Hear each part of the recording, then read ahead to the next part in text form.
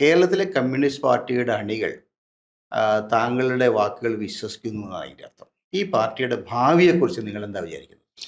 പാർട്ടിയുടെ ഭാവി ഇടതുപക്ഷം ഇവിടെ നിലനിൽക്കണമെന്ന് ആഗ്രഹിക്കുന്ന ആളുകളാണ് നമ്മളൊക്കെ തന്നെയും. കാരണം ഇടതുപക്ഷത്തിന് ഇന്ത്യൻ രാഷ്ട്രീയത്തിൽ ഒരു സ്പേസ് ഉണ്ടാവണമെന്ന് നിർബന്ധ ബുദ്ധിയാലെ ചിന്തിക്കുന്ന ആളുകളാണ്.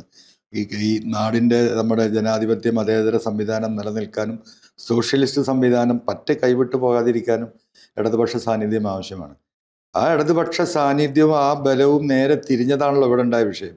അത് കറക്റ്റ് ചെയ്യണമെന്ന് പറഞ്ഞിട്ടാണ് ഞാനിവിടെ സംസാരിച്ച് തുടങ്ങുന്നത്. പാർട്ടിക്കുള്ളിൽ നിന്നിട്ടാണ്, ആ സംവിധാനത്തിന് അകത്താണ്.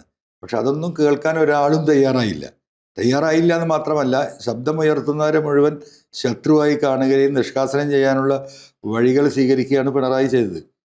ഇനി അത് കറക്റ്റ് ചെയ്യുന്ന രീതിയിൽ, കാരണം 10 വർഷം കൊണ്ട് കമ്മ്യൂണിസ്റ്റ് പാർട്ടിയുടെ ഒരു വിഭാഗം ലീഡർഷിപ്പിന്, അത് സ്റ്റേറ്റ് സെക്രട്ടറി തൊട്ട് ഒരുപക്ഷെ പോളിറ്റ് ബ്യൂറോ തൊട്ട് ഈ ബ്രാഞ്ച് സെക്രട്ടറി വരെയുള്ള ആളുകളിൽ ഒരു വല്ലാത്ത സാമ്പത്തിക മോഹവും അധികാരമോഹവും ലക്ഷറി ഒരു ലൈഫ് സ്റ്റൈലൊക്കെ അവരുടെ ശരീരത്തിലും മനസ്സിലും ജീവിതത്തിലും കയറിക്കഴിഞ്ഞു.